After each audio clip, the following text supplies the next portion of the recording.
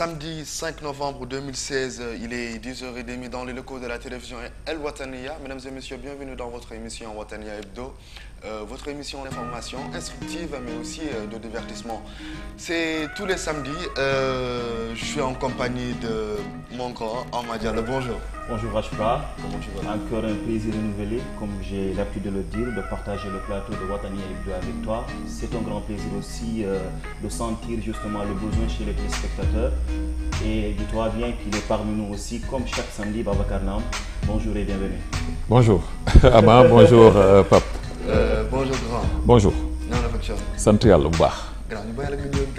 waaw bon maa ngi nuyu ñëpp comme l'a dit mon jeune frère Ama Diallo. Bonjour aux téléspectateurs de Wataniya Hebdo.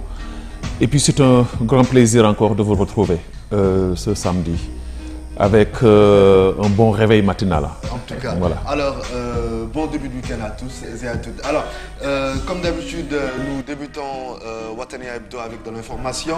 Et cette fois, nous allons commencer avec bien sûr la Fédération mauritanienne de football FFRIM est heureuse d'annoncer la signature d'Oumar Ndiaye, l'ex-capitaine des Mourabitoun, sera en charge de l'équipe nationale des moins de 15 ans, afin de la préparer pour les éliminatoires de la Coupe d'Afrique des Nations U17 2019. Par ailleurs, Oumar Ndiaye est à la disposition de la direction technique nationale et occupera dans le même temps des responsabilités au sein de l'Académie nationale. Pour le premier récit bien sûr de cette émission Wataniya Hebdo, les résultats du Conseil des ministres ont été commentés hier après-midi à Nouakchott lors d'une conférence de presse conjointe des ministres de la Culture et de l'Artisanat, porte-parole du gouvernement, Dr Mohamed Lemine Wilcher, et de la Défense nationale, M. Diallo Mamadou Bacha. En compte rendu de Sid Ahmed Benilatou et retour sur ce plateau dans quelques instants. En effet, au cours de ce point de presse devenu hebdomadaire pour expliquer les résultats du Conseil des ministres, le ministre porte-parole du gouvernement a déclaré au sujet des communiqués des chancelleries occidentales mettant en garde leurs ressortissants à Nouakchott. Le porte-parole du gouvernement a dit « Si ces conseils sont motivés par la crainte et la précaution, ils sont acceptables et objectifs. Mais c'est avéré que le communiqué publié par l'ambassade américaine ne concerne pas la Mauritanie seulement, mais plutôt un groupe d'États où elle demande à ses ressortissants de prendre leurs précautions, d'être prudents. » Le ministre d'ajouter que les menaces dans lesquelles la Mauritanie a été citée parmi d'autres États seront expliquées ultérieurement par les autorités compétentes. Il a ensuite indiqué que les mises en garde britanniques sont faites sur la base des documents émis par l'ambassade américaine. Pour s'informer de ce qui se passe en Mauritanie, nous n'avons pas besoin des publications provenant des ambassades et il suffit d'observer la situation dans le pays pour constater que presque aucun cas terroriste n'a été enregistré au cours des 5 dernières années. Aucune cellule criminelle n'a été démantelée et il n'existe pas de cellule terroriste dormante ou active. À propos de l'ambassade de France, c'est différent, continue-t-il, puisqu'elle a diffusé un communiqué sur une tentative de viol d'une Française dispensant des cours privés au profit des femmes et qui a voyagé avant de confirmer devant les tribunaux qu'il s'agit effectivement d'une tentative de viol. Le ministre a poursuivi que le fait que l'ambassade de France ait publié un communiqué officiel sur cet incident qui n'est pas de nature terroriste et ne concerne pas l'extrémisme, mais plutôt une tentative de cambriolage qui se produit dans n'importe quel pays, n'est pas objectif, voire inamical, surtout de la part d'un pays ami comme la France. Le porte-parole du gouvernement d'ajouter que le site du ministère français de l'Intérieur et certains sites font état de 413 meurtres au cours des 3 derniers mois, de 2254 vols à main armée et de 20 734 cas de cambriolage à domicile. Pour ce qui est de New York, le nombre de meurtres est de 384 cas en l'espace de 2 mois et de 46 meurtres, en plus de 2487 agressions en main armée à Londres entre janvier et octobre 2016. Lui succédant, le ministre de la Défense nationale, Diallo Mamadou Bacha, a rappelé que le projet de loi constitutionnelle portant révision de la Constitution du 20 juillet 1991 et ses textes modificatifs s'inscrivent dans le cadre d'un ajustement du fait que l'État est géré par la Constitution du 20 juillet 1991 révisée à 2 reprises en 2007 et en 2012. Bacha a expliqué que l'actuel projet qui sera soumis au peuple mauritanien est le 3e du genre de la Constitution mauritanienne et constitue une bonne tradition du fait qu'on ne change pas la Constitution de manière radicale, étant donné que c'est une loi fondamentale fixée depuis une longue période et dont les dispositions sont susceptibles d'être affinées si nécessaire. La révision de la Constitution est considérée comme l'une des dispositions même de la loi fondamentale du fait qu'elle comporte des moyens permettant son changement, a-t-il ajouté, affirmant que ce qui se dit ici et là à propos de l'impossibilité d'amender la Constitution n'est pas exact, puisque notre pays est un état de droit et qu'il existe plusieurs voies déterminées autorisant la révision de la Constitution, a-t-il poursuivi, précisant que dès lors qu'on respecte ces voies claires, nous sommes sur le bon chemin, d'où la nécessité de ces révisions, laisse entendre le ministre de la Défense nationale. Il a par ailleurs réaffirmé les engagements pris par le président de la République dans son discours prononcé en Emma, selon lesquels il consultera le peuple sur la suppression du Sénat, la création du conseil régional dans les wilayas et rappelé que les communautés locales sont présentes dans les projets de constitution adoptés au cours du Conseil des ministres du 3 novembre. M. Bacha, au cours du Conseil des ministres du 3 novembre, M. Bacha de continuer sur la même lancée pour dire un dialogue vient de se dérouler entre la majorité et certains partis de l'opposition et a été sanctionné par certaines propositions, dont d'excellentes recommandations qui ont été introduites dans le projet de révision constitutionnelle. Ce projet comporte 12 articles, dont en premier lieu ceux qui portent sur le drapeau, puisque certains parlent de l'annulation erronée du drapeau, dès lors où il s'agit d'apporter des améliorations sur 30% de son espace et la conservation de 70%, dit-il. À propos de la suppression du Sénat, le ministre a souligné qu'il est nécessaire de rationaliser les ressources nationales pour impulser ce développement, bien que cette institution ait participé au développement et aux avancées du pays.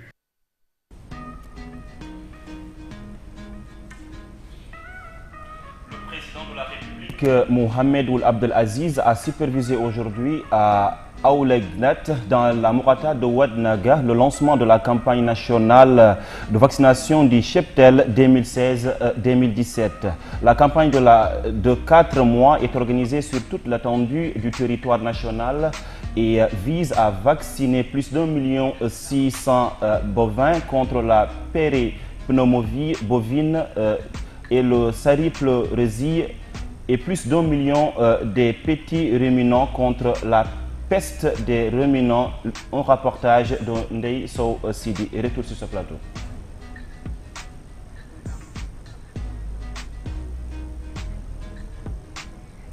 Un reportage de Ndeye Sow Sidi et retour sur ce plateau.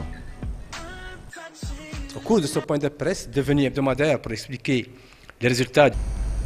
La campagne de 4 mois est organisée sur toute l'étendue du territoire national et vise à vacciner plus d'1 600 000 bovins contre la péripneumonie bovine et le saripleurésie et plus d'1 million de petits ruminants contre la peste des ruminants.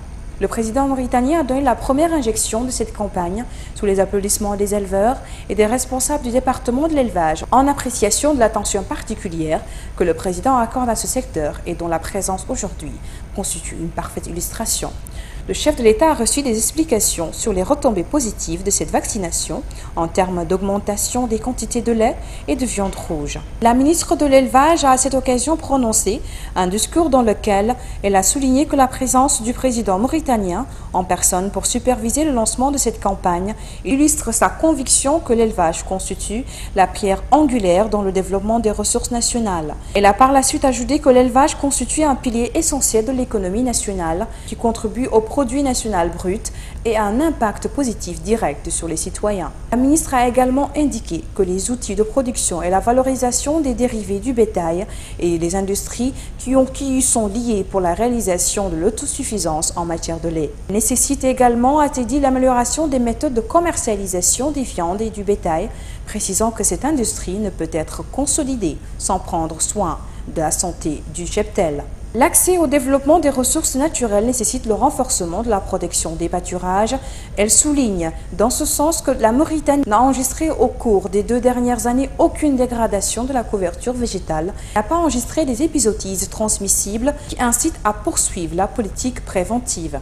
La Mauritanie a adopté une approche de complémentarité entre les secteurs. La ministre de l'Élevage a souligné que la Mourata de Ouadnaga dispose d'importantes ressources naturelles hydrauliques et animales, lui permettant de jouer un rôle important dans le développement de l'élevage, à l'instar d'autres zones du pays, car elle représente le portail de Nouakchott et un point de passage vers la capitale et les îles du Nord.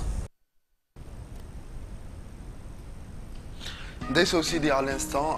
Alors permettez-moi de remercier toute la rédaction française d'El Wataniya. Et sur ce, Babacar, nous allons revenir bien sûr au résultat du Conseil des ministres. Occidentaux, là, moi, c'est un problème. Vous le savez mieux que moi. Le problème c'est quoi? Le problème c'est que ils nous prennent comme toujours des dépendants. C'est ça la vérité. Et le ministre de la Culture et de l'Artisanat, porte-parole du gouvernement, le docteur Mohamed Lamine Cheikh l'a dit, il l'a bien souligné. Le ministre de la Défense, Diallo Mamadou Bacha l'a dit. Hein?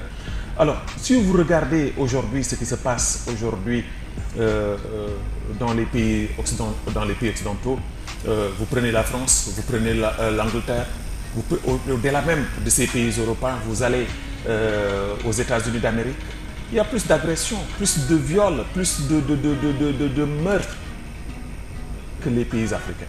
Mais aujourd'hui, nous sommes les tout faits, comme on peut dire. Par exemple, aujourd'hui, si vous prenez le cas de la Française, de la jeune Française qui a été brutalisée ou agressée, mais ça arrive et ça passe, ça, on le voit dans tous les pays du monde. Aujourd'hui, la jeune femme n'a même pas eu la patience d'attendre peut-être que la justice faire son travail. Il a pris son vol et elle est rentrée chez elle. Alors, oui, le problème. Le problème ne se pose pas. Il parle aujourd'hui d'agression, il parle de terroristes, il parle de djihadistes. Depuis combien d'années, la Mauritanie, on n'entend pas parler de djihadistes ou de terroristes? Mais est-ce que la Mauritanie est une cible de terroristes aussi? Mais quel est le pays aujourd'hui dans ce monde qui n'est pas ciblé par le terrorisme? Je me pose cette question. Et je pose cette question à ces Français. Je pose ces questions à ces Britanniques ou à ces Américains. Dans quel pays aujourd'hui, dans ce monde que nous vivons, tout le monde est la cible des terroristes? Mais tous ces pays-là sont ciblés. Aujourd'hui, la Mauritanie, depuis presque 5 ans, depuis 5 ans, je dis 5 ans, et je pense bien que je pèse mes mots, depuis 5 ans, on ne voit pas de terroristes, on ne parle pas de terroristes dans ce pays, même si la Mauritanie n'est pas épargnée.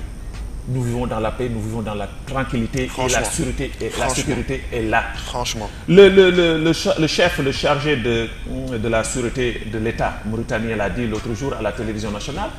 Il s'est étonné même de la sortie de ces deux ambassades, de l'ambassadeur de la France et des États-Unis d'Amérique. Par un communiqué. Voilà, par un communiqué.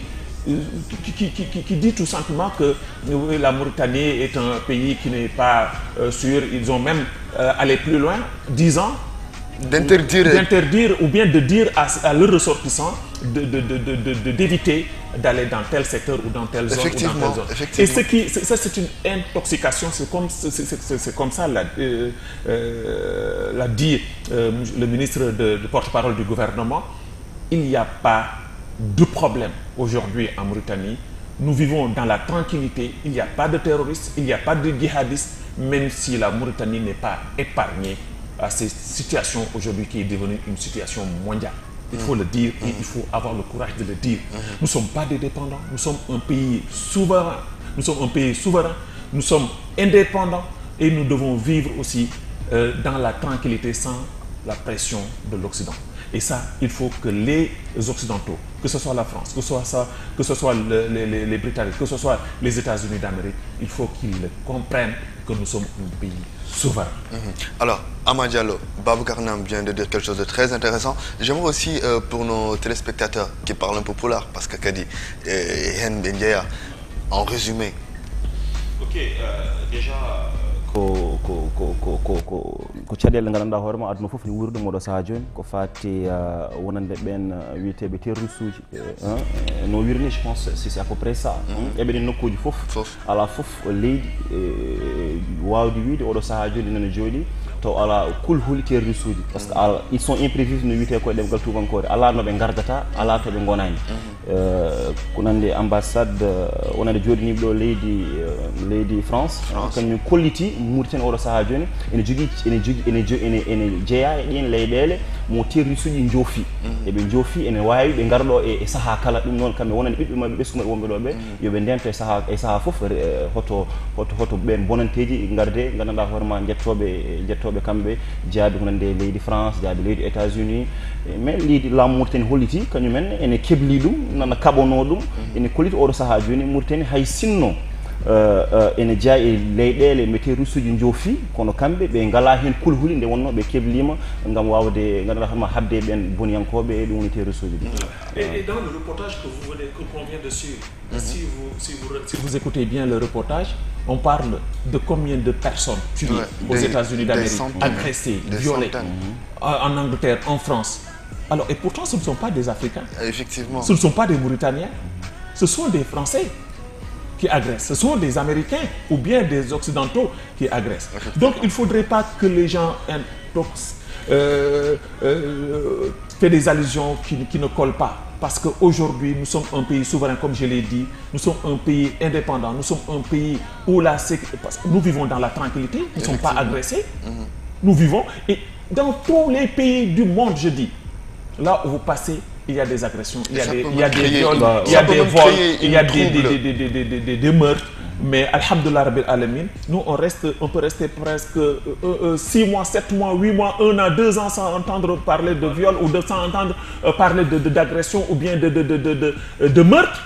Mais si vous allez aux États-Unis d'Amérique, c'est toutes les secondes. Il y a des agressions.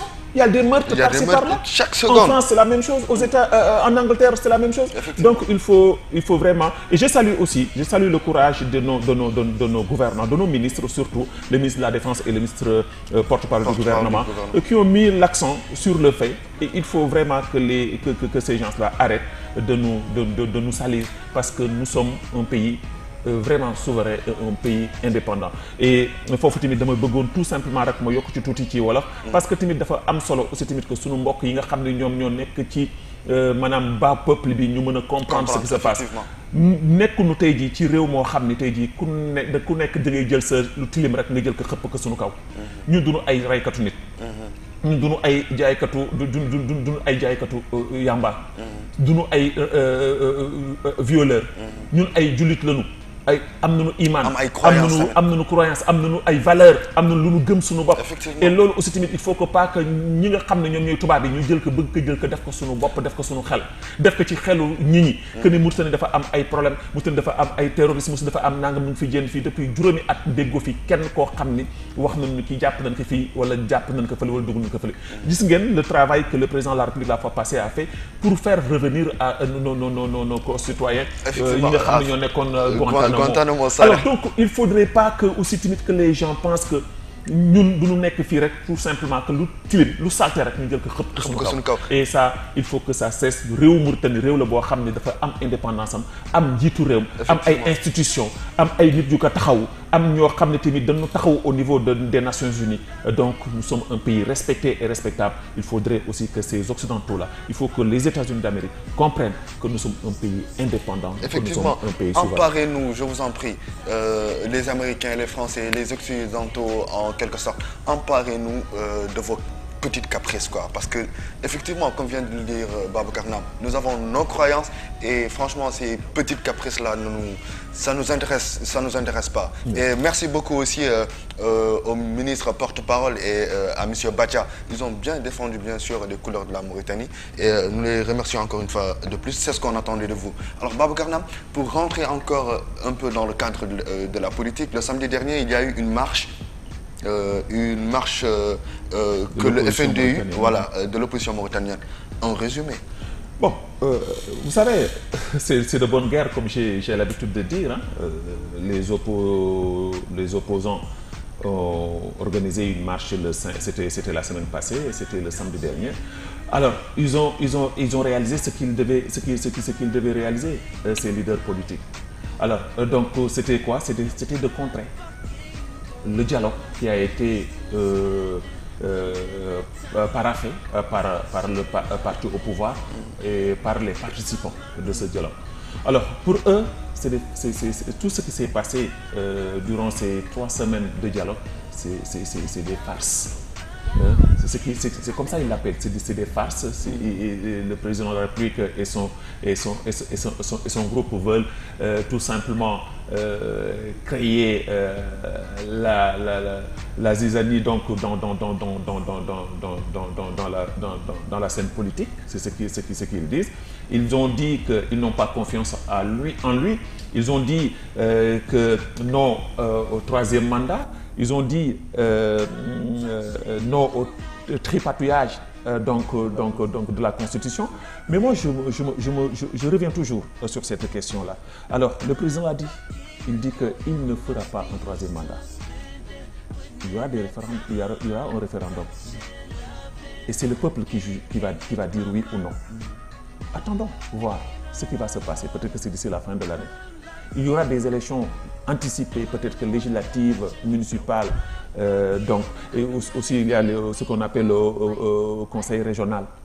Attendons de voir ce que ça va donner. Mais moi, jusqu'à preuve du contraire, je me dis tout simplement que c'est de bonne guerre parce que l'opposition aussi joue son rôle. Et ils ont droit aussi.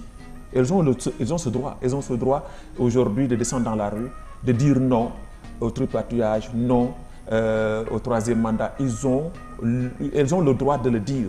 Ils ont le droit aujourd'hui, l'opposition mauritanienne, de dire que nous ne voulons pas un troisième mandat, même si aujourd'hui le président l'a dit, pour eux c'est du cinéma, pour eux c'est des farces. Alors attendons de voir d'ici peut-être que la fin de l'année, quel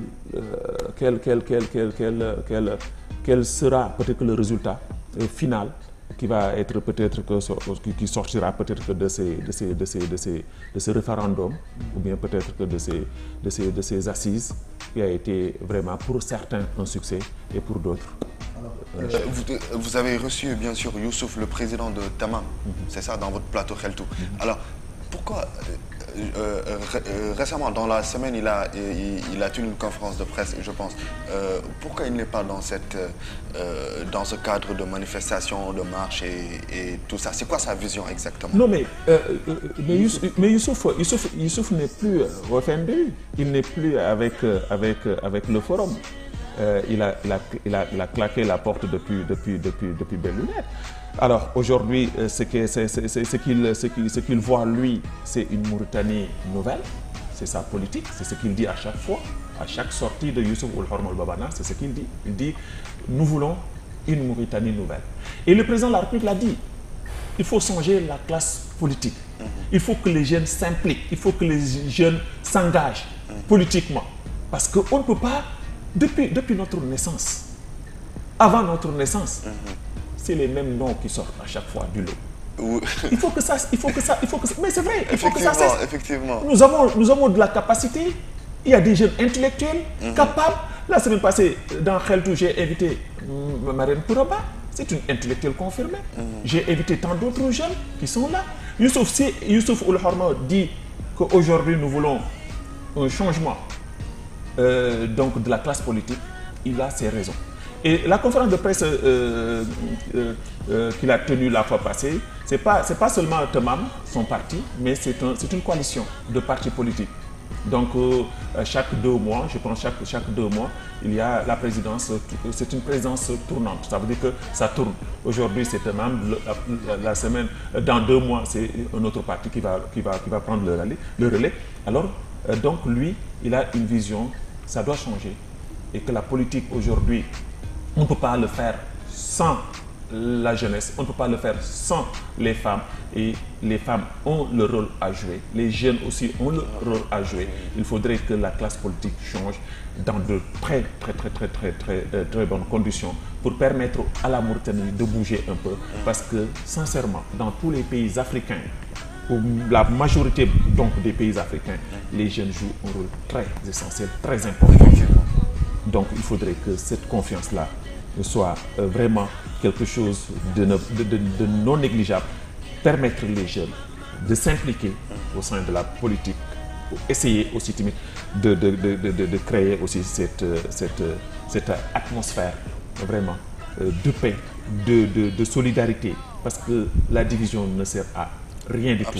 Il faudrait vraiment que tous ces Mauritaniens, que ce soit le Mauritanien lambda, que ce soit le Mauritanien de la diaspora, que ce soit le Mauritanien de luxe comme certains le disent, parce qu'il y a certains qui disent peut-être qu'il y a des Mauritaniens qui ne sentent pas aujourd'hui la fatigue. Essayer de se retrouver sur une table pour essayer de discuter des problèmes. Et puis ce qui est important pour terminer, c'est que le pays, économiquement, certains disent que le pays va bien, mais il faut avoir le courage de dire que le panier ménagère vit dans des situations difficiles. L'huile est chère, le riz est cher, le sucre est cher. Donc c'est difficile. Il faudrait que aussi le gouvernement essaye de chercher, de trouver une solution adéquate pour trouver une solution qui va permettre à ces populations vraiment de vivre dans la tranquillité, parce que les gens sont fatigués aussi, il faut avoir le courage de le dire. Toujours égal à lui-même, l'incontournable Babacar Nam, notre analyste bien sûr de Wataniya Hebdo Ama. Il a fait une très belle analyse, donc du coup on va essayer de rendre l'antenne bien sûr à Mouhadji Diallo dans quelques instants. Mais grand, xeltu mardi la de. waaw mardi la parce que actuellement dama am tournage léegi. Donc il faut que man tamit que ma dem dugg ci biir dëkk bi. jëli ay pousse quoi. waaw kan laay jooyloo semaine bi. muy pousse quoi. moom daal dafa tàmm di jooyloo gars. Alors merci beaucoup le doyen Babacar Nam. Rendez-vous la semaine prochaine. Inch'Allah. Et rédaction bi tey. Rédaction BTI, comme j'ai l'habitude de lire, je suis là, je suis à la rédaction. Inch'Allah. Mais je dis aux téléspectateurs que il y a une présentation. Inch'Allah. Voilà, donc on se fixe rendez-vous, Inch'Allah, on se donne rendez-vous à 22h. À 22h pour la grande édition du journal français. Voilà, merci beaucoup. Et puis, bonne continuation. Alors, nous allons aller de l'autre côté de la régie pour suivre une vidéo et retour sur ce plateau pour accueillir Moussa Diko, un jeune réalisateur, et à tout de suite.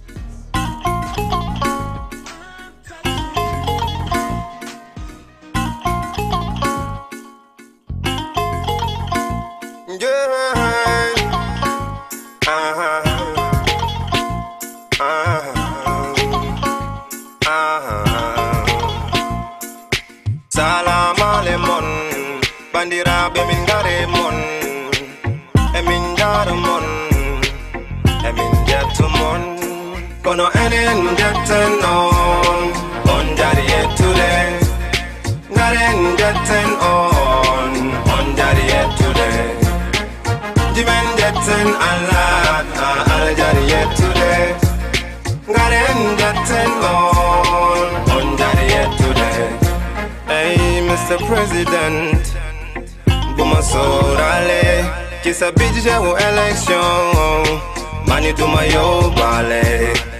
I am a billionaire, yala ko def ci xol yi, soxlawuma sa connexion, sa alal fi la may baye.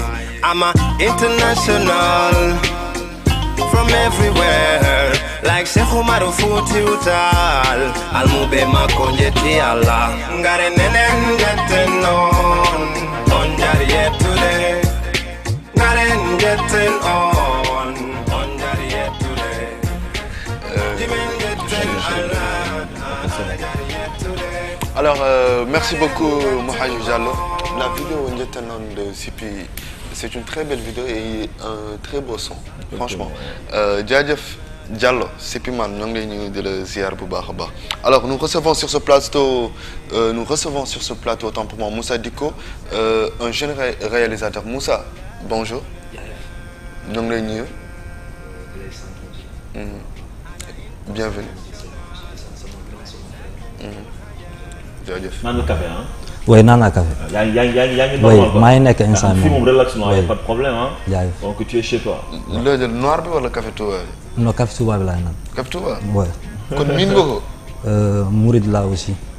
Ben instant. Alors, ex-acteur et metteur en scène, il commence sa carrière en 2004 dans la banlieue à Basra. Il participe dans plusieurs pièces théâtrales traitant divers thèmes.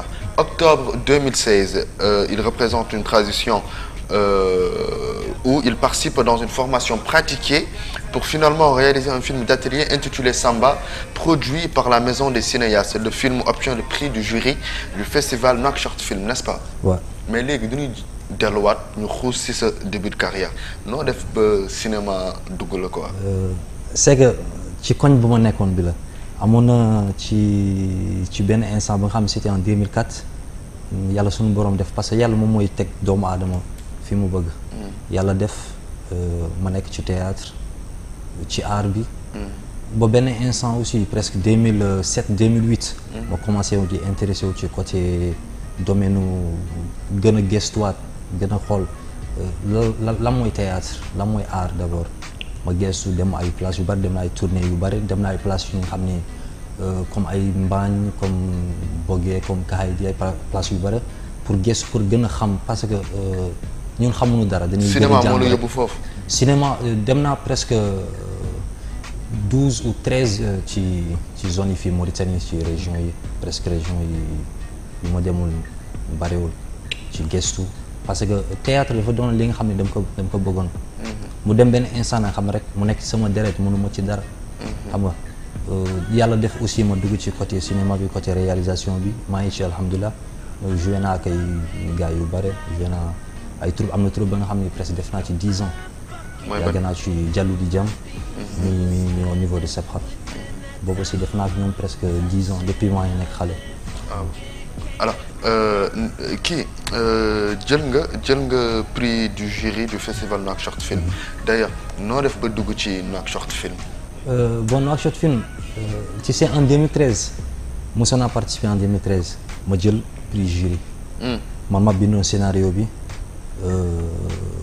léegi bu ñu jëlee prix jury bi mais toujours dama amoon yaakaar jël lu gën a rëy loolu. waaye suñu borom def 2014 bokkuma 2015 bokkuma ba 2016 bi yàlla def am un frère qui s'appelle Ali Diallo. moo ma contacté mu ne ma foofu gars yi dina am ay atelier yu ñu war a def. ok balaa ñuy dugg ci atelier yooyu noonu lu tax nga toog ñaari at. c'est que dama bëggoon gën a xam yoon bi d'abord parce que lépp looy def. da fekk suba wala gannaaw suba booy toog place wala boo demee ay yenn réunion fekk am na as tuuti xam-xam bi nga xam yor nga ci sa domaine loolu moo waral ma toog gën a gestu aussi xam nga xool man li may def xool li passé li est-ce que am na ci li nga xam lu baax mun naa ko yóbbaale ak man ma yóbbaale su fekkee dara baaxu ci aussi ma bàyyi ko ci gannaaw xool leneen.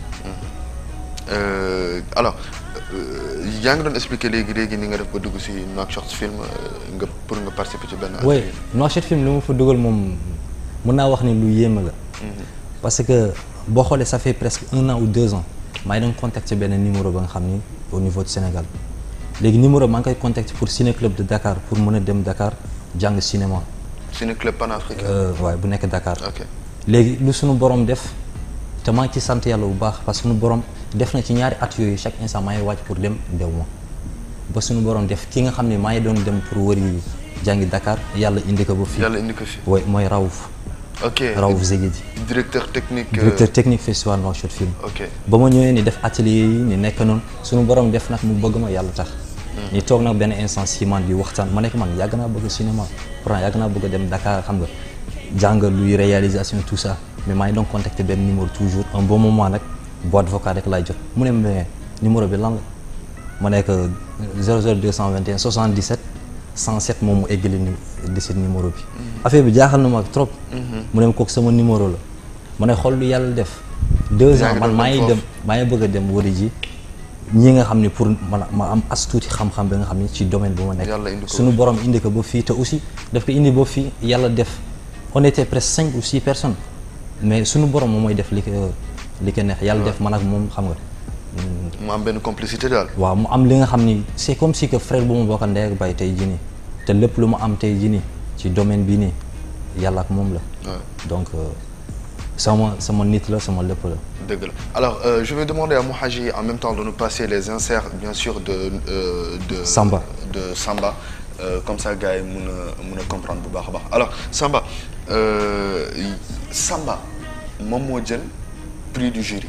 mooy film bi nga présenté ci Nouakchott. film bi ci li muy wax jaar. c'est que film bi comme ci li mu la wax léegi damay delluwaat ci kàddu bi ma waxoon léegi. suñu borom mbiram dafa yéeme moom mooy xaw ma lan laay wax ci côté. parce que Raouf bu muy job ci écriture scénario bi. c'est comme si que daf ma xamoon depuis sama naissance parce que damay wax ci benn côté c'est comme si que dafa bind ci man or que bu muy bind man tooguma Samba jeune la ba nga xam ni dafa yàgg bëgg a xam kat mooy yaayam mais benn instant toog na ba xaaju guddi mu génne dem saw yi mu dégg ki ko yar ki di wax ak keneen sa tante di koy wax ni xale bi am na yaayam dëgg-dëgg mu ngi fii secteur 8 la nekk donc xale bi dégg na wax bi comprendre na. te xale bi est-ce que xamoon na ni moom mère boobu du yaayam. instant boobu la dëgg ci jotaay gars yi jotaay bi mais avant loolu noonu moom xamul woon. musul xam léegi bu mu découvrir famille bi ak yëpp. c'est ça d'accord bu mu découvrir loolu nag ndaw si jël photo bi di koy won kooku nekk est-ce que xàmmeewu ma ko mu nekk si mu ne fekk xam nga Fatima non Aminata mi ngi nii mu won ko photo bi booy bi gis photo bi léegi bu mu jëlee photo bi denc ko ci suufu kii table télé bi booy bi gis na photo bi booy bi jël photo bi yow suba si teel sandi sac bi miir bi tëb dem di wëri mais instant bu muy dem da am beneen borom baam nga xam ne moom mooy sotti ndox toujours gàlle ñoom ñaar xamante noonu kooku nag day tasante moom ci benn àll jékki-jékki xàmmee ko woo ko nekk yow Samba foo jëm mu nekk man secteur 8 laa jëm xam nga ñuy waxtaan ba booy bi nekk man sama yaay laay wër mu nekk naka laa bàyyee sa yaay kër ga léegi-léegi damay wax sa yaay nga wër xam nga booy bi génn nekk biig ci guddi raconté que lépp li mu dégg ci guddi gi quoi léegi gaayam bi nag préféré dimbale booy bi di dem mooy borom mbaam bi di wër ak moom xam nga ba benn instant nag ñu ñëw ci benn galle yaay ji mu ñëw mu expliqué mu nekk yooyu Aminata mu nekk si nekk am na benn xale bu ma indaale mais xale bi nee na yow yaayam nga quoi mu génn xool gis xale bi xam ne moom am na xale mu gis xale bi xamee na xale bi mais elle a refusé quoi elle a refusé elle n'a pas accepté ci moment boobu ci doomam la ci tàng bi waaw saa waay nag day génn mais bu génnee am na benn image c'est que ci film bi Raouf nu mu ko monté dafa doon li nga xam ni dafa sensible de trop même man su ma koy seetaan loolu laa koy wax toujours ma nekk nii man son boobu daf may laal ci benn côté parce que da ngay la ana sama yaay mu nekk non nañ dem ba semaine prochaine gën a juum léegi femme bi day jékki-jékki jëkkër ji fekk foofu mu expliqué la parce que moom da ko doon nëbb jëkkër ji bu musul bëgg a jëkkër ji xam ni moom am na doom léegi jëkkër ji poussé ko nag ci à ce que ñu dem toppi xale bi instant boobu bu ñuy génne yàggul gars yi ñëw xam nga mu gisante ak doom ji voilà. ok yaa ngi doon expliqué léegi nga ni ci biir film bi dafa am loo xamante ni Raouf bu mu koy bind dafa xawal dafa mel ni. qu'est-ce que tu veux dire par là loo bëgg a wax noonu. non c'est que nañu bàyyi. non c'est important parce que ñu ngi seetaan c'est très important te tamit bëgg nañu xam exactement qu'est-ce que tu veux dire par là c'est important lu am solo la parce que déjà lu nga wax nii léegi beaucoup de gens dina leen pousser di jéem a bëgg a gëstu di découvrir film bi. parce que vraiment personnellement ça m'intéresse beaucoup d'aller plus loin pour ma jéem a kii mais lu tax yow présente film c'est que instant bu doon Raouf bind film bi yow nga gis sa bopp. fekkeewu ma bu muy bind fekkeewu ma xam nga suñu borom moom mu bind ku ne ci ñun dafa sàkk doomu aadama yi ku ne ak lim ko may très bien parce que ñëpp mënuñu tolloo xam nga bu fekkoon ñëpp ñi ngi tolloo noonu xam nga après mooy loolu mais c'est que damay wax ni Raouf li ko indi fii ba Mauritanie du question ci li ma gëm man du question Nouakchott film bi moo ko indi du question leneen moo ko indi man xam naa li ko indi suñu borom li mu def ba tax moom mu ñëw man xam naa bu baax parce que doomu aadama boo musul gis mu ñëw jékki-jékki teew sa kanam jékki-jékki soppi sa àdduna dugal la beneen place nga xam ni dafa lay defal lu ne donc moom bu mu demee ba bind ba ma ñëwee bureau Siman dafa jékki-jékki génn kii bi di may raconter la histoire bi kii bi quoi mais dama ko xool naa ko mais après ci benn côté dama ne saawaay lu muy def li lan la saawaay est-ce que dafa mel ni xamoon na ma parce que dafa laal tuuti ci li nga xam ni foofu noonu mu laal fan la c'est que âge dafa laal fi nga xam ne ci li nga xam ne lu gën a diis la ci sama àdduna mais c'est que xam nga doomu aadama parfois suñu borom dafa lay jëlee ci benn bërëb indi la ci benn bërëb mais bërëb boobu mu lay indi faaw nga nangu faaw nga accepter bërëb boobu pourquoi nga accepter bërëb boobu parce que ci lu mu bind la lu mu bind la du deñ comprendre na léegi nag gis-gisu nit yi li mu lay wax ni nii jarul may tojeex bi non borom xel comprendre na donc lu am solo la parce que doomu aadama yi seetaan yaa ngi koy yombalal affaire bi non yaa ngi koy yombalal mon frère H dama lay wax li nga xam ni damay nangu toujours ndogalu yàlla li ma yàlla may dama koy jël dama koy accepter man lu suñu borom maye dama koy accepter donc man du la nga xam ne dafa may yéem wala dama koy xalaat doomu aadama yi xam na dafa am ñi nga xam ne ñu ngi may xoolee côté boobu mais man xam nga dama côté boobu dama ko dëpp. waaw léegi Dicko man je tiens personnellement à te féliciter un peu par rapport ak liggéey bu am solo bu nga def ak waa Siman ak Raouf parce que déjà film bi ñu bëri daañu gis seen bopp ci film bi ñu bëri dina leen sensibiliser ci lu bëri. c'est important xam nga lépp loo réaliser am na ay aspects yu bëri yu nga xamante ni mun na njëriñ askan bi. donc ni ñuy seetaan un peu léegi daa am ñu xamante dañuy gis seen bopp ci film bi daa am ñu xamante ni daf leen permettre am benn alerte ci lu bëri. donc lii affaire bu am solo la te ñu ngi lay souhaiter bonne chance ci sa carrière et léegi ñu xamante ni ñu ngi seetaan bu ñu fekkee bëgg nañu seetaan nga xamante ni film bi qu'est-ce qu'ils vont faire fu ñu war a jël film bi. c'est que instant bi nii c'est important. waaw instant bi xam nga parce que film bi ci comme li mu la wax Raouf dafa am feneen fu muy séntu. d'accord donc loolu moo tax film bi xam nga. génn presque waaw photo bi.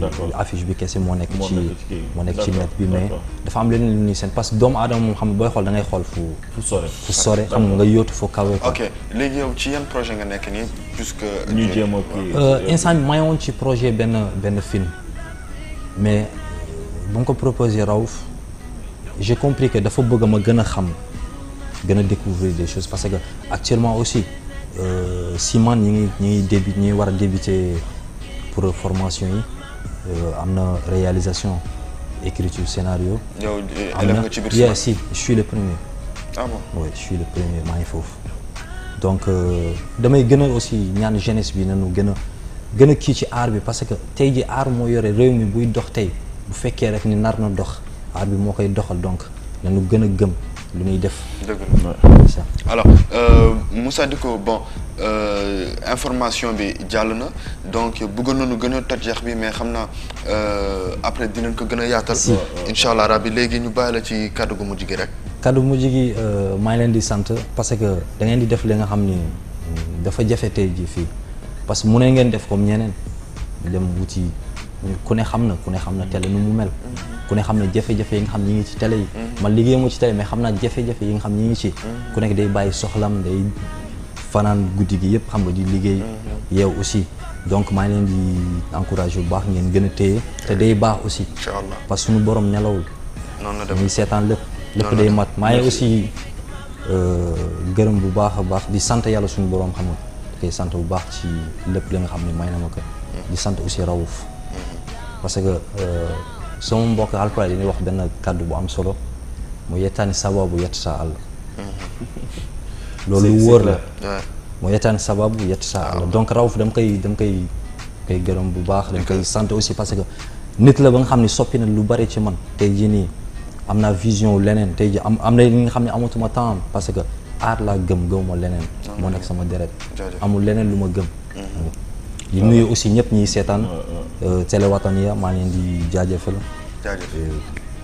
merci beaucoup jaajëf alors à l'instant c'était Moussa Dicko le jeune réalisateur et pour votre information pour toute collaboration ou sponsoring partenariat annonceur etc. n'hésitez pas à contacter le service commercial de Wataniya Hebdo l'émission au 47 70 25 83 47 70 25 83 alors direction de l'autre côté de la région pour suivre Game of Rap Throne réalisé par Sidi Ahmed un titre de Tonya Fia en extrait bien sûr le clip a remporté bien sûr le premier prix de Nouakchott Film 2016 catégorie vidéoclip et retour sur ce plateau dans quelques instants pour accueillir sur ce plateau Moussa Traoré directeur de VFC Prod et juste après la présidente de l'association Je m'engage à tout de suite.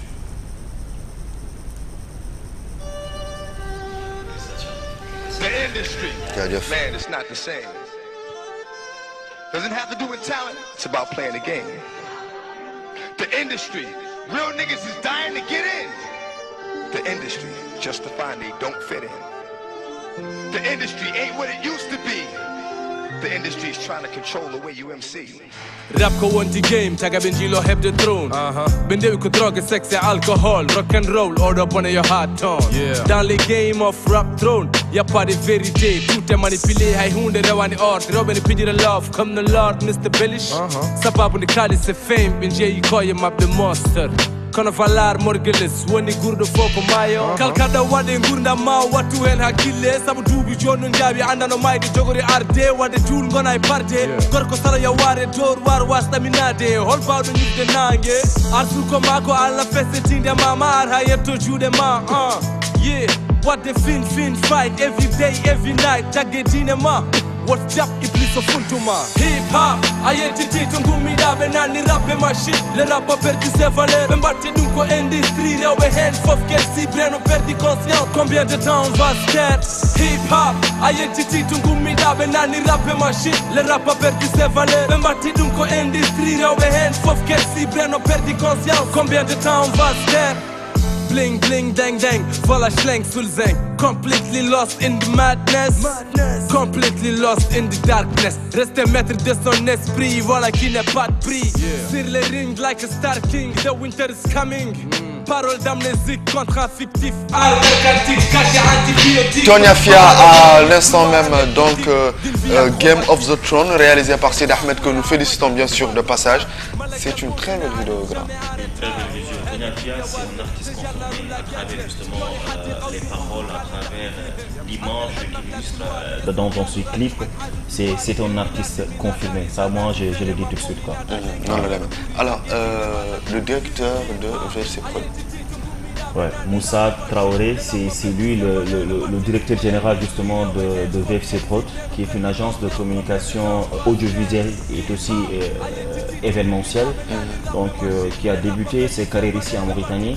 Et là aussi, c'est une confirmation de la jeunesse mauritanienne. C'est pour dire que oui, c'est important de croire à nos jeunes, à nos talents. Il a eu à réaliser beaucoup de clips qui sont diffusés un peu partout, Trace TV, à travers les chaînes du Sénégal, un peu partout.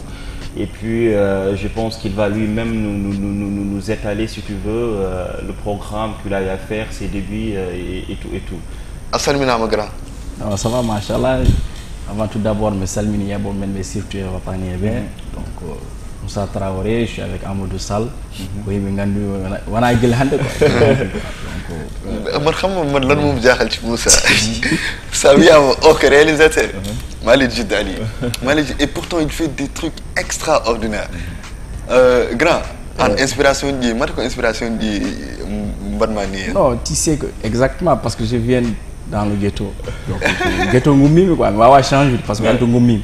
Hande wa wi de wuro ko wurandum donc hayso Allah hokki kam hunde toujours essayer de pinde kadi pour ɓeytade hebde hunde fayi wara medna ermita guero non medina bi fani gandi guero non anen guero anen de yere ko hande ko mais medina hanke guero wonno donc to ngumi holno dum ardema en fait meɗa wonde rêve am gonga kalami quoi parce que footballeur non Allah ne andi ko footballeur non football mi joue équipe nationale non mi hande non les preuves ni ngodi mi joue donc kalamami ko hunde mais ari ko ilawol Allah wadi donc ko gardien an kay gardien tan bada wonde gardien bi de gonnomi donc Allah wadi audiovisuel are lawolam no ari nde non ko Allah addi dum donc mi jangani dum ni are yam mais no ari ne puddi wadde vibe suji min bi kam no franchement parler affaire non ara bimno pourquoi pas mi yata Dakar jangoyde parce que ko do woni milieu no Allah wadi kam jami Dakar jangoyde affaire kemi des contacts kemi combien d'années que Dakar wadi à peu près 1 an et quelques parce que no ngari no déjà mi jogui le nécessaire parce que déjà mi ko heemi andi donc il fallait que mi hebe des contacts comme les Gelogal les Mao Sidibé be fof mi hebi ils m'ont beaucoup conseillé ñangini kam ko heewi kadi surtout l'école non futuriso ils m'ont beaucoup aidé côté études audiovisuelles ñangumen ha kemi diplôme kemi affaire jam mais mi gaynani fof mais ngari min machallah min hebino mi jogino vibe suji di quoi déjà nini heddino tan ko applique dum e be de expérience Allah wadi kam kemmi dum gaynumi gartumi no shop puddim kadi pratique di kadi ko nyanganomi Dakar mi wada do ok d'accord no gartuda nde no gartuda ha install da VFC Prod d'abord to kebda financement non en fait ay VFC Prod à la financement minen mi ngala financement mi jaar tan ko balle Allah ko Allah kam fo dum mi bada ko min gagni tournage fof ko hen mi mofta pour so matériel hande min ngala bailleur de fonds min ngala gono caggal en rokku kalisa ma soda mon matériel non wodani mi hala mon wodani VFC Prod meda VFC meda hebde de finance ko à part grand frère gondo France hay on ko ballal wadanno parce que vraiment au jouer rôle parce qu'on soxli matériel ko konkonal danno fami donc il est là toujours pour nous mais il y a pas une autre personne hande wi ma wadi VFC et pourtant on a des matériels chodar khalis ay mais ko ñak liggé wonno parce que mi liggé comme ken foko dum chodar parce que dum mi ngem mi ngala métier goddo wana dum donc hande mi ba wadde à part wana audiovisuel donc comme kemi fof dum mi mbada te ngandi hande monde développer mo gi hande do caméra hande oui mais est-ce que jogi drone min à part mi ala drone mais jogi sekelam jogi drone donc kanyum wami pour sem soxli wadde produit mi wada hen are wadi vidéo badde non mi soit wadde dum asa wadde dum non mi soit wadde dum mais lalla xana aji ko artiste uji koymo parce que drone hande ni chéri awa wiide ada defte ada logo drone jomu coddo dum khaliso bonema force njoba dum remboursa et puis do e ngala boutique ngana da way ar loi matériel comme Dakar ou des autres pays ar loi matériel tournage sa gay ndutida gopa garanti mais murten en soda pour ligade mu ngarda fo wi lumma salon parce que lui ya boni an yobat donc e ngandi rimno way dal matériel métier réalisation et de l'aide murten hono jirda dum non métier ça progresse mais ha joni manki mais ça progresse parce que ko pamitan non leydin heewi ko yahani lawol da donc eneni mbar liggéeyo mais on sent pas à l'aise en kokkan hakki mum kadi surtout kadi mo kalana liggéey fof yarma non parce que il faut que yimɓe ganda ko woni Moussa woni des autres agences ɓe cohli ko hunde cere ɓe cohla quelque chose de qualité parce que murtani hormo way non so qualité anda ɗum sa waɗi quelque chose de qualité wiyatma non kañum aadi le mot qu'on utilise donc il aime toujours quelque chose de cere moins cher moins ɗum ɗo ɗum ɓe cohli dal donc ɓe cohlan quelque chose de valeur de qualité ɗum ɓe ganda ɗum joni fat mais Moussa min pourquoi les artistes ɗi eɓe jalta ɗo pour waɗede affaire aji mabɓe to or que ɗo en on a VFC on a Bachir Maloum on a ɓe noon fof pourquoi ɗum noon non ɗum d'une part eɓe jogui raison min d'une part eɓe jogui raison yaade Dakar wadde clip mais d'une part kadi ɓe ngala raison parce que sa yi Dakar a yoɓi halis sa ari ɗo kadi a yiɗi wadde clip a foti yobde hakke réalisateur donc ko jarniɓe yobde to ko jarniɓe yobde to ko soɓe gari pour ko yobde ɗo parce que ala ɓe ɓurni amen ko les mêmes matériel min jogui mais seulement le différent du pays quoi parce que toon c'est un pays à l'aise aɗa wawi tournude aɗa wawi wadde vibe suivement tu es tranquille même ça sohli dabbo aɗa wawi ƴewde ko mbaɗa wadde aɗa wawi wadde tu es tranquille mais alors ce pays là wawa hande mo mbiɗa tourne séquence fois ça waɗi no mi suusa nenam suusa babam mi nangam tu comprends ça te perd du temps réalité wona goto mais là-bas mais c'est pas forcé clip kadi waɗa c'est pas forcé même hay sa yeehi parce que an imma sa tacci mayo yeehi Sénégal c'est un complexe parce que déjà murten holmo jogui complexe wadde ɗo hunde il faut ko ya Dakar pour tina ko waɗi hunde en tant que wadde Mauritanie wiyatma ko waɗani haydara et pourtant so ari o wadde so ari min mi waɗi mi nawi et puis o yiiɗa yobde on prix ay ko yoɓa Dakar en foti gandi aujourd'hui a wawa wadde Dakar moins de 800 000 francs CFA wawa wadde clip ou bien 1 million alors minen on négocie jusqu'à 70 000 ou bien ça veut dire un clip 160 000 à 200 non en fait ay min ko ɗum mbaɗami ah oui parce que tu vois un artiste mo ganduɗa hoorema 2000 wala 3000 par jour wala salaire makko so mais attention moi je vais suivre rejoindre Moussa hein, j'essaie de recadrer un peu c'est-à-dire que ko qualité jiɗɗa rokkude c'est un projet lui, moi je confirme que je sais, matériel Momdiogio, c'est payé très cher. Et ces jeunes-là, ils ont travaillé, ils ont fait un travail de long terme pour arriver là où ils sont aujourd'hui. On est quelques qui tournent au Sénégal, eux ils sont en train de le faire ici. Donc un artiste aussi, bon certes il y a des relations, il y a des connaissances, il y a tout, mais tu veux donner un bon produit, il faut donc apprendre. Et sinon, lui il va faire, si tu veux, la réalisation, mais on va faire. Donc il faut que les artistes le sachent, que les clips, ça demande de moins, c'est un projet. Mais nous tenir ta album ni. Sacrifier d'abord des albums uni un clip à sacrifier pour être un clip de mode. Aujourd'hui les artistes qui sont au niveau si tu veux, international et tout, donc ils prennent le temps de bien préparer le clip. Sur Yalti tu vois des 1000 likes, tu vois des partages partout, donc c'est parce qu'ils ont pris le temps de préparer ça. Mais pour la diffusion de vos clips sur les chaînes internationales bien sûr, on jobat wala ko collaboration wala ko parce que en clip ma fof chaque fois ayat logo du télé clip carrément diffusé moi je vais recouper les images là de l'oreille en d'abord la Mauritanie elle a un producteur et nous moussons des artistes allant producteurs c'est des coproducteurs en wadat khalis en finance et les rappeurs ils ont des moyens parce que ay anormal je prends ça ligo ari khalis donc khalis force mofta pour wad des projets ama non wadat god non wadat mais les artistes ko normalement c'est que wi khalis au lieu be mofta on khalis pour ba liggi projet mam god jaggar khalis mu fijir no ciakaay mu affaire mu ruto yuma no rapo yahan affaire yahan mais ngandi rap yahan mais an nyami khalis rap non mi nyami khalis rap nyami hen wallahi mi nyami khalis rap mi nyami na yo la break te kay mi nyami nenam nyami bam nyami sela bam nyami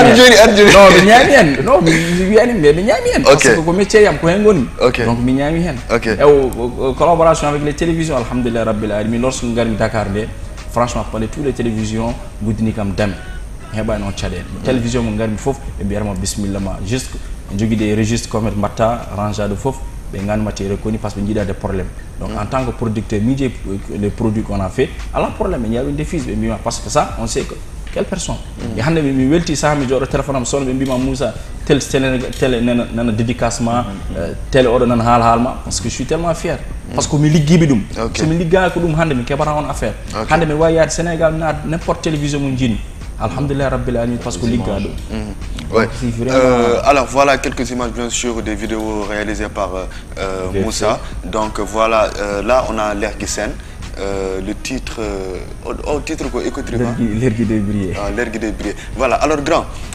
4 services UT wala faux service ok 4 services UT 4 services UT alors encore 4 services ok dum addi dum parce que d'ici dans tout ça des infos art Marcel Modo passage dum addi dum en fait chaque jour les rappeurs ngul no clipage chéri ngala moyen en fait ça woni an ligo e clip mbawda ligade adi yoble luwaye adi yob début mousse ça début mousse dema en tant que à la finance ou à la haïdar ko maynu ma jaar fo ñam dena fo ligade donc bino pourquoi pas on va essayer de créer une collaboration gananda dental il faut ligo den donc 4 est-ce que dum addi dum c'est des 4 services gananda ko mi bay wadde mouvement hip hop pour essayer wallude be au côté parce que ça oui vidéo et mi jogi ça oui son et mi jogi ça oui market faut mi jogi dal on est en train de préparer beaucoup de choses parce que 4 est-ce que minen fof il y a 17 il y a Amadou il y a DC so wadi fof donc bi les 4 services c'est pour ça là mi badi clip Kiss the Beat on a fait un Kiss the Beat on a réuni tous les artistes ouais 1 et 2 mbadi Rose part troisième pour na yad no wadi mi choya no wadi mais juste pour aide mbadi dum wadi les 4 services sont là pour servir le hip hop mauritanien famille aide mi ngadi pour walu deb kay bu jëm coxlani mbadi rek pour walu deb pour mbaw yaltu on côté ah ça c'est vraiment à féliciter vraiment hem ngoni parce que ils étaient gori yabani wadi de buzz mauritanien ay gori yabana men ko minen mbadi dum son gile prise fofu ngene et ça dit son 4S déjà nene parce que composition garnet compose dum vidéo ko min wadum DC wad conception 17 wadi son et mix donc ça veut dire que dum way wallude artiste au lieu que mbiya neddo goto wada fofu jo maintenant c'est les 4 personnes d'arto projet ma walluma donc hen ngoni vraiment pas inchallah jomi goudiri local o mbadi fof local o mbadi studio réalisation pour des émissions mbadi fof alhamdulillah local o neni côté Madine Air ade avenir do an xama jabta yaltu Madine non mi jabara yaltu Madine Air parce qu'en fait Madine hen jeyami donc kemi fof kadi Madine jeya hen est-ce que alors an joni exactement on personnellement holko woni projet dima pourquoi en jitami film uji wala ko wayno dalta e gam goddo ko ok dum wonno chaque jour mi yidno na des films ay film ça naten il faut être prêt d'abord wana wadde film wadi film mais film ganada côté international j'ai des idées mi tourne derrière mi wadi des documentaires union européenne ganada yi miniaturage groupe yi ha de chaîne France 24 TV5 donc c'est des documentaires international et hande mi jogi on courage wadde film jaaro kam ha France 24 un documentaire donc hande kam pour film webirat dum mais seulement mi mbawan mélanger de toutes les choses ensemble mais alhamdulillah rabbil alamin on a formé des jeunes ganada do ils sont là pour les clips et 2017 ko Vibes goddo mi gadar kam ils vont tourner les clips minen mi goppana be place clip minen mi jaha affaire goddo burde hewde dol pour kad addude rapport plus pour la Mauritanie ok en collaboration duma mi riyen chenu goddi même bon so on a Sahel te Sahel kedu ko moment gorge non mais aucun blocage ma hakuma et télé franchement min affaire musique am Mauritanie parce que Mauritanie mais kala mi ko gom mi jodo saha Mauritanie yaltita clipage alors on fait beaucoup de choses ici en tant que la Mauritanie Moussa a démarché est-ce qu'il y a été clipage non plusieurs fois mais dit clipage en télévision plusieurs fois mais madon ko laisse table mi ara mi dépose min en personne mi anda clip ne mi waɗum lestable famille Sénégal hani mi envoyé clip lien ɓe deme yalta télé aɗa andi wona gotum mais leyda min on a ce problème là a yalla ɗo bedɗa tourne clip police wima woggeuf tawa jogui tuude pièce papier ma fof aɗa jogui wima no ha maw mahtaram nangam nangam taw alors ko liggey ma mbatta min jogui nifuje am ala fof ko min ngala min jooɓo impôt jami fof mi jogui kayitaji jami fof mi jogui pourquoi pas somi jiiɗi wadde hunde waji ɓe dartina men combien de fois ɓe dartina men e lawol si min mbawa exactement wiide et min je te dis quelque chose caméra min jogui ɗen téléji men allah ni seyda e Sénégal ala ɗum mais ko compétence koɓe sali ɓeftude la place l'homme qu'il faut à la place qu'il faut donc ɗum ɓe cali wallahi les amis min mi yeeyi à la télévision sénégalais mi yeewi fof koɓe jogui mais enen allah ni seeɗen jogui matériel wallahi en jogui matos pour wadde hunde pour wallude kamɓe importane mabɓe mais ko enen cali wadde ɗum non le dema donc ɗum je pense quand même merci beaucoup alors Moussa emin jettuma no fewi ko noon wiyetere emin jettuma no fewi d'être passé sur ce plateau alors un dernier mot pour les téléspectateurs dernier mot juste d'abord andi fe so yettimi ɗo wona min goto il y a un frère à moi donc Amadou Sall Amadou Sall yakko padi mo parce que wona hande mi puɗɗi ko gila hanki e liggey kewɗo kadi omo walla hen faami e hande kadi ɓe yiiɗi mawnude kadi tan batti ɗum 4S parce que ne waɗi VFC waɗi Sidi waɗi 17 waɗi Amadou waɗi Achour waɗi kamɓe fof kamɓe ɓe ɓenɗo pour wallude komin jiiɗi wadde ko vraiment et surtout que sans oublier mon grand frère Mamadou Traoré il est en France et konko kadi ɗon waɗa hen ballal motto parce que vraiment omo yii ko mbaɗani ko guilmet famɗi donc mo pousse kam en walla kam donc ça seulement si hunde weeɓani et je remercie tout le monde et je remercie famille am pawo mère o kamɓe fof ay goto mi yejjitani so mi yejjitani mi juumi dal surtout onon kadi franchement kadi mi weltima moon par ce que o jii liggeyam o inviti kam télé donc franchement parler kadi mi ñaagui Allah kadi keɓon télé ɓurɗo ɗo hewde doole je crois moi je vais encore revenir sur mes propos c'est de les encourager parce que leur entreprise est jeune c'est des jeunes hein, l'infographe les monteurs ils sont tous jeunes hein, ils sont jeunes ils pouvaient faire autre chose e mbano wadde goɗɗum o wasa yaade pour yilade ƴellide leydi mumen mais ɓe paami ko liggey tan woni gonga donc ils sont en train de faire un travail sérieux un travail responsable et je demande justement à tout le monde n'est-ce pas s'ils ont des projets s'ils ont des réalisations à faire de les contacter parce que nous avons des jeunes qui peuvent justement rehausser le niveau de notre pays si tu veux au niveau aux normes internationales et tout donc on les encourage et puis l'équipe de Wataniya vous accompagne inchallah moom gandi clipaji et puis mbiyaga rappeur uji ɗi yoɓe essaye waɗde quelque chose de social ɓe mbawa dara dow scène ɓe gulla tan so tooɓo ayre goto jippotako ɓe jara wallude miskineɓe eɓe ɗon jogui wino leydi wallani rap yahani yappa wawa yaade kamɓe rap kamɓe sukaɓe yimɓe keɗoto sondi mabɓe yimɓe ƴewata clipaji mabɓe population heɗotoɓe mais kamɓe il faut que ɓe golla ɓe guitta veste hip hop ɓe tello less ɓe golla ko yimɓe ils sont avec eux donc ɗum wawi développe art urbain o il faut que ɓe tello ɓe gonde yimɓeɓe souffrance o kadi ɓe ballaɓe to franchement parle et je dédicace à Osé Foré mi yi affiche moto pour stop la violence et puis ça c'est un geste c'est très important on a besoin de ce genre de choses effectivement Osé Foré depuis Couve qu'on salue bien sûr le passage from la de Toulahela alors merci beaucoup Moussa pour rappel alors pour toute collaboration sponsoring ou partenariat vous êtes annonceur alors n'hésitez pas à contacter le service commercial de Wataniya Hebdo 47 70 25 83 et pour toute couverture d'événements, reportages, concerts, spectacles, contactez le 48 10 49 79. Merci beaucoup Mouhadji Diallo. Alors nous allons passer à la découverte de la semaine et juste après la découverte c'est avec Kirko. Nous allons recevoir bien sûr la présidente de l'association Je m'engage. Elle s'appelle Djenaba Touré. Touré Traoré. Est-ce que Touré ou Traoré?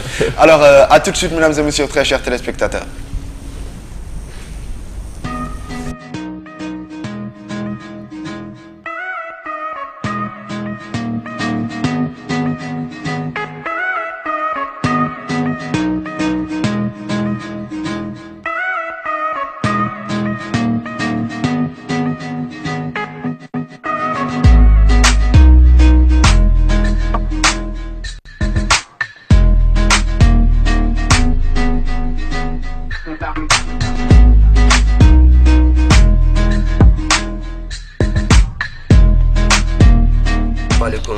Big up à tout le monde, là c'est Kirko from Tribunal Better, SF Gang Music, je suis là dans mon chaka avec le bro H-Pra, je suis là c'est pour l'émission Wataniya Hebdo. Je passe un big salam à tout le monde, Nouakchott, Mauritanie, Cité Concorde, Fourville, we recognize with motherfucker, Midem Abidou. J'ai pas eu un début parfait dans le game parce que J'ai commencé à écrire mes textes depuis 2010 avec un jeune qui était dans le groupe qui se nomme Al-Qaïda Hip Hop. On a passé plus de 4 ou 6 mois à écrire des textes, mes textes. Et le premier jour que je suis allé au studio, je sais pas, j'avais la trouille, je sais pas quoi, je suis parti au studio, j'ai pas pu enregistrer le morceau. Je sais pas pourquoi. Et mon premier morceau, je l'ai enregistré en 2012. C'était avec 2 gars. ROS, Chico Mendes, le son était Black Boys Back. Après ça, j'ai enchaîné avec mon deuxième son, Maman, et le troisième son, Amnara Star. C'est là-bas que j'ai commencé à écrire mes textes, à enregistrer. Et après ça, j'ai fait un mixtape qui se nomme The Raw Tape. C'est là-bas que je peux dire que c'est là-bas que j'ai bien commencé dans le game. Faire le mixtape de Raw Tape, ça a marché. Je fais un plein air ici à Cité. Je fais un clip vidéo. J'ai enchaîné avec un deuxième clip avec Brahms et Usbu.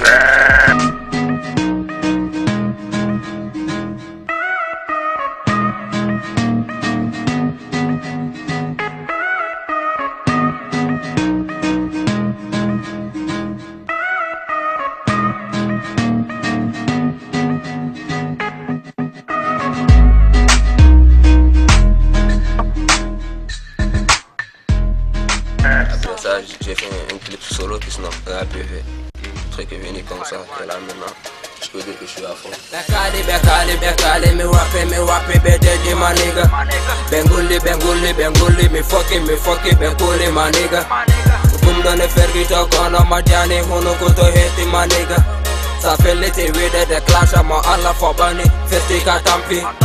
1 for my real nigga, 2 for my head of day head, cause we make it better, true, but the man got fucked up. Every day when I wake up, man, I part to build the top head, I can't do now, please tell him to stop, cause I really ain't got time to fuck. Au début, ce qui m'avait influencé dans le rap, je peux dire que je l'avais aimé. Et maintenant, mon vrai objectif dans le rap, c'est un combat contre les Illuminati. Tu vois, aujourd'hui, la plupart des rappeurs, richesse, célébrité, se forcent à faire des pactes avec des diables. D'ailleurs, il y a un mixtape qui va venir bientôt qui se nomme Minamab. C'est ça l'objectif Minamab. Minamab, c'est un polar, moi contre eux. Contre les diables, les Illuminati, tout ça. C'est un combat. Et puis encore, c'est pas un combat facile.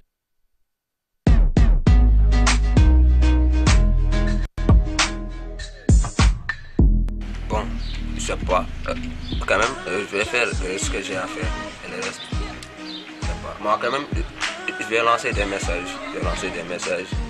Je vais conscientiser les jeunes. Même ici en Mauritanie, tout le temps il y a des jeunes qui voient ici, qui disent je veux être riche, je veux être célèbre, tout ça. Et toi, si tu en crois vraiment, tu pourras faire des péchés, tu pourras faire tout ça.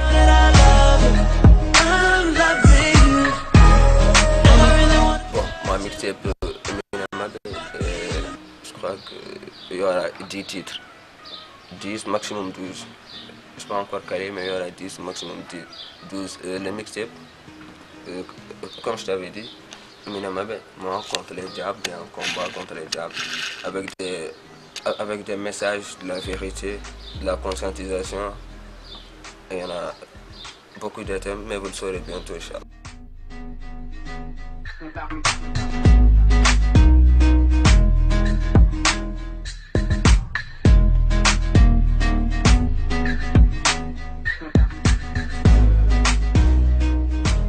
Contre le Satan, exactement.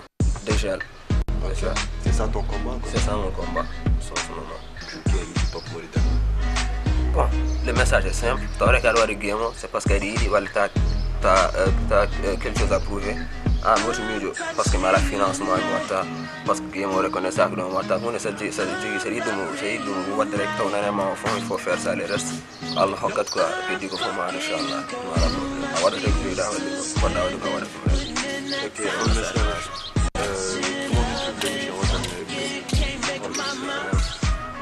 l'émission Watani Hebdo, je l'ai suivi 3 ou 4 fois et je vois à chaque épisode ça avance, Watani Hebdo.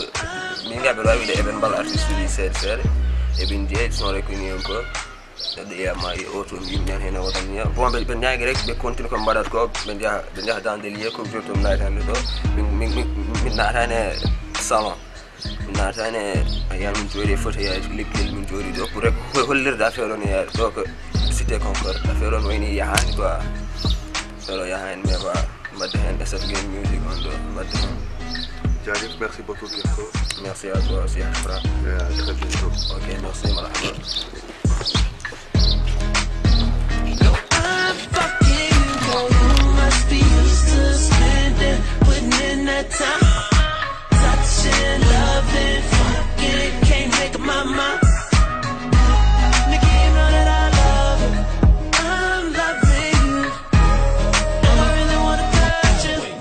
Alors, j'en profite bien sûr pour remercier Si Papa qui a filmé bien sûr cette découverte de la semaine.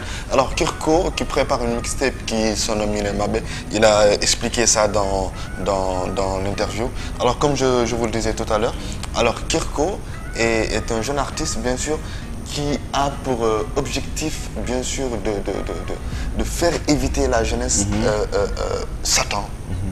Ou des Illuminati en quelque sorte. Les francs-maçons quoi. Voilà. Moi je trouve que c'est important ce qu'il est en train de faire. Parce qu'un artiste aussi c'est quelqu'un qui essaie plus ou moins d'éveiller la jeunesse. Hein, parce qu'il y a des gens qui se font emporter par rapport à certaines, si tu veux, idéologies des rappeurs. Ils ont des gestes à faire ou des concepts à défendre. Donc si tu ne fais pas attention, il faut t'emporter rapidement. Donc lui ce qu'il est en train de faire c'est quelque chose d'intéressant, c'est quelque chose d'original.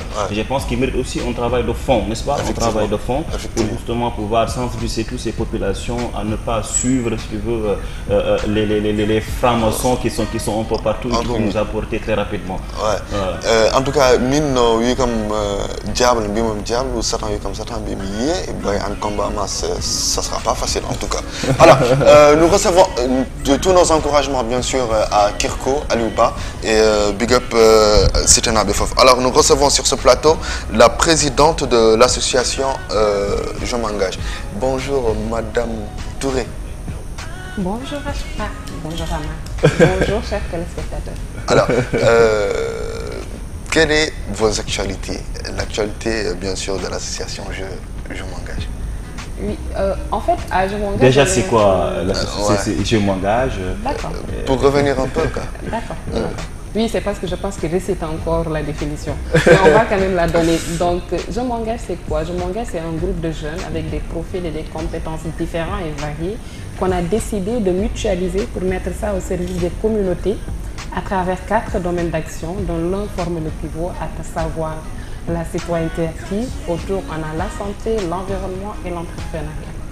Donc, Je m'engage, c'est une organisation citoyenne. En quelque sorte quoi. Alors, vous avez rapporté bien sûr un événement ou un programme récemment. Alors, pourquoi l'avoir reporté? On l'a reporté pour différentes raisons. D'abord, c'est la journée qu'on fait. C'est le premier projet que Je m'engage à porter. Il se nomme Hivernage. Chaque année, on a déjà fait Hivernage 2014, qui était là. On a fait Hivernage 2015. Là, c'est Hivernage 2016. En général, on fait ça autour du mois d'août ou au tout début du mois de septembre. Mais ce qui s'est passé cette année, c'est qu'on a pris du retard parce qu'on a eu différentes choses à faire. Notre programme a été chamboulé par des urgences, sur d'autres projets aussi, toujours au niveau de Je m'engage. Donc il a fallu reporter ça. Et quand on a fixé la date du 18 septembre, il s'est passé qu'à la date du 18 septembre, déjà la veille, pendant presque 48 heures, il pleuvait. Et c'est un programme qu'on fait en plein air. Et pour une fois, on avait décidé de le faire en pleine journée. Et il y avait des consultations gratuites, il y avait aussi des cuisines, etc. Et on ne pouvait pas le faire pendant cette période-là. En plus, il y a aussi eu un petit bug au niveau des autorisations qui sont quand même arrivées le jour J, mais c'était quand même un peu tardif. C'est quoi exactement le programme de l'hivernage et ça se passe comment? Et après, est-ce que vous pouvez expliquer ça justement aux téléspectateurs? D'accord. Donc, le projet Hivernage, c'est quoi? C'est un projet qui puise un peu son sens dans les inondations de 2012 de 2013. Nous, on a commencé un peu en 2014. Donc, quand on a fait un certain nombre de projets, c'est le projet Hivernage qui est ressorti comme étant le plus pertinent pour les populations à ce moment-là, pour les communautés de base, parce qu'il y avait beaucoup qui le subissaient. Et il se trouve que nous, dans nos activités, les premiers endroits où on a travaillé, c'est Sepha, Elmina et Sokojim. Donc c'était vraiment un problème qui était tenace pour ces populations-là. Ça a été un travail en amont Oui, en fait, ça a été un travail en amont parce que quand on a décidé de faire le projet hivernage, il fallait le mettre dans des endroits où ils étaient le plus pertinents. Ils auraient été pertinents partout en Nouakchott, mais comme on ne pouvait pas être partout, il fallait commencer quelque part. Et ces populations-là étaient celles qui souffraient le plus. Donc on s'est dit, qu'est-ce qu'on doit faire? On s'est dit, voilà la chose qu'on va faire. On va d'abord aller auprès de ces populations-là, leur parler, parce que quand quelqu'un a un problème, la première chose dont il a besoin, au départ, c'est d'abord de l'écoute. Ensuite, des actions. Et donc, l'écoute, quand elle a commencé, on s'est rendu compte et en plus, on s'est dit, voilà comment on va procéder. Nous ne sommes pas une association de quartier et on sait que ce qui est très développé dans ce pays et en Nouakchott, ce sont des associations de quartier. Donc, on s'est dit que quelle que soit l'action qu'on voudra mener à un moment T du projet, il n'y avait aucune pertinence à ce que Je m'engage vienne elle-même distribuer 2 moustiquaires ou 3 kits, etc. Il fallait s'appuyer sur les associations de quartier. Donc on a commencé par le oui-dire, par les connaissances, par le bouche à oreille, à détecter un certain nombre d'associations qui sont arrivées à 30 et on a commencé à faire des assainissements. Parce qu'à Je m'engage, on est dans la proactivité. Souvent, le Mauritanien, comme on le dit, il sait que quelque chose va arriver, mais il attend que ça arrive pour réagir. Donc, pour une fois, nous, on a voulu être proactifs. Donc, on avait commencé bien avant la période. On avait commencé vers février-mars, donc bien avant la période hivernale. Donc, on s'est dit, mais si on commence à février-mars et puis que finalement, on ne dise plus rien jusqu'au juillet-août, ça n'a pas vraiment de sens. Donc, quoi faire? On s'est dit, voilà la chose qu'on va faire. Pour maintenir les actions, on va travailler au réseautage, donc à détecter les associations, à aller les voir, à porter des actions, des collaborations, des actions ensemble. Et les actions que la plupart de ces associations menaient, c'était des assainissements. Donc on a commencé comme ça. Quand une association fait un assainissement, ils nous appellent et nous on leur dit, ça vous dérangerait si on évite telle association? Ils disent mais non. Parfois ils disent non, mais on a un problème de matériel. On dit, on sait que par exemple les jeunes de la Sokojim ont beaucoup de matériel. Est-ce qu'on peut les emprunter? Et comme ça, ce qui se faisait en 8 heures de temps, ça se fait en 2 heures de temps dans la bonne ambiance. Et ça a conduit à la journée. Et comme ce qu'on fait, c'est du réseautage, Je m'engage, on fait du réseautage à 2 niveaux. On fait du réseautage de ce qu'on appelle le réseautage de personnes ressources et on fait aussi du réseautage auprès des associations de jeunes.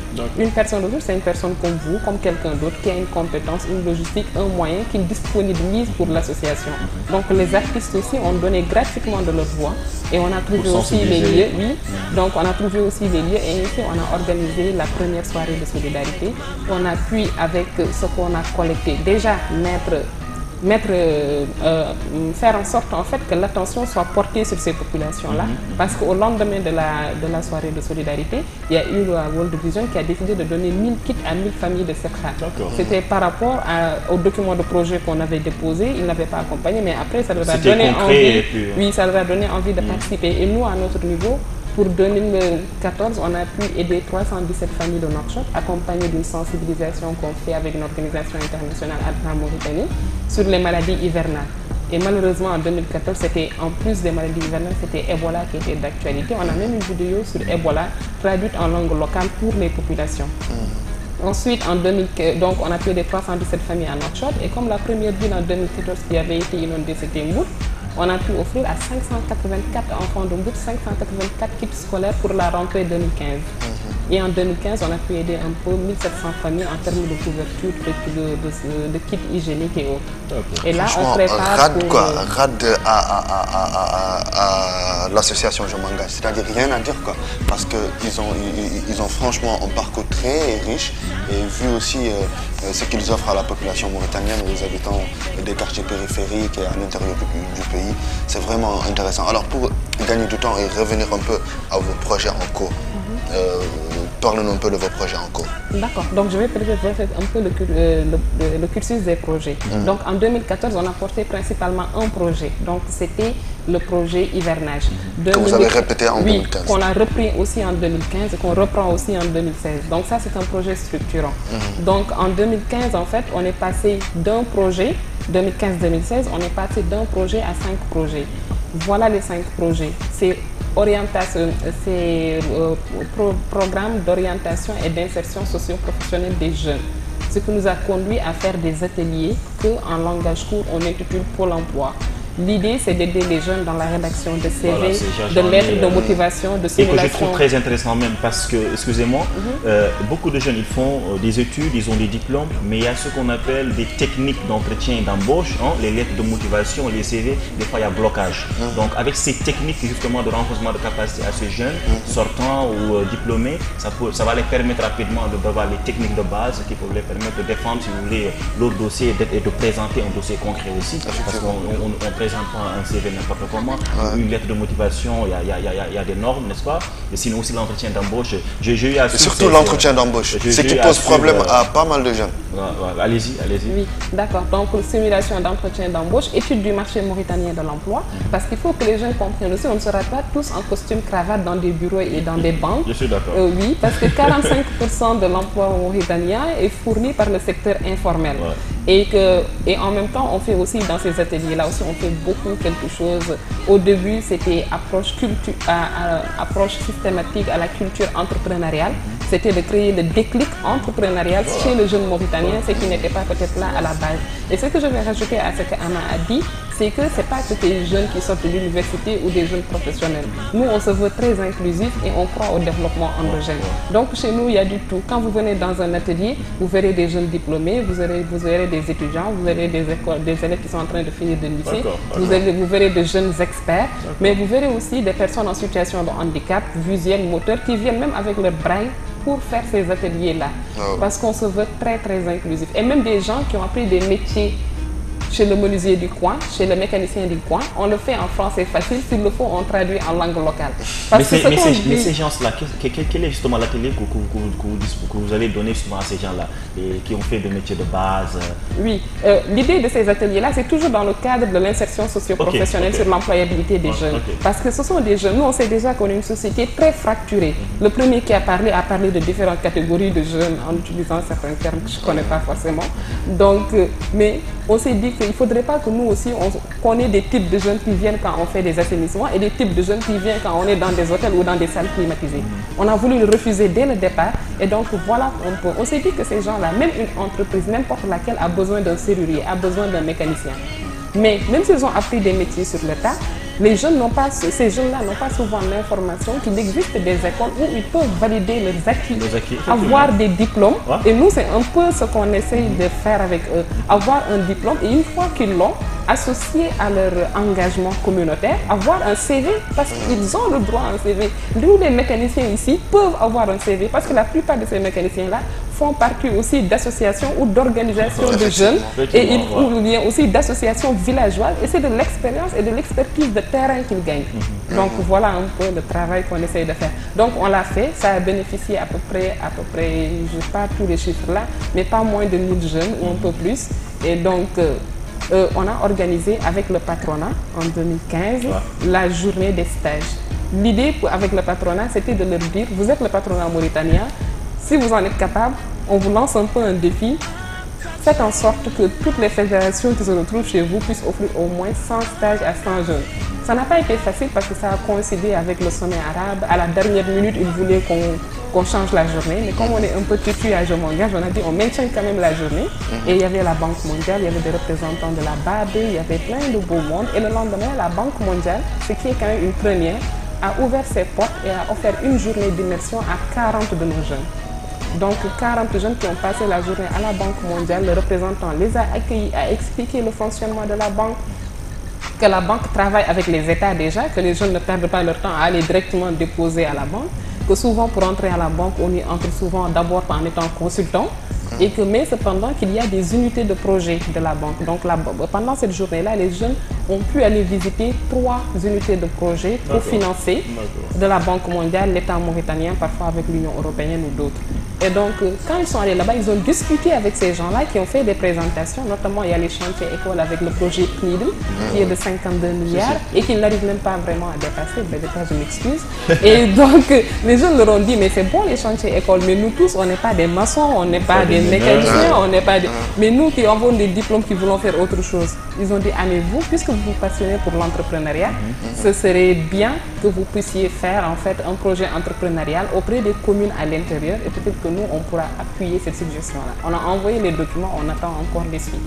En tout cas, bien dit et bien développé. Et je pense aussi que vous avez eu à comprendre, bien sûr, les explications, bien sûr, de la présidente à l'instant. Alors, pour un peu sortir du gamme Je m'engage de vos projets, il y a une vague des associations qui poussent. Comment vous les trouvez? Moi, je suis qui ne cessent de naître aussi.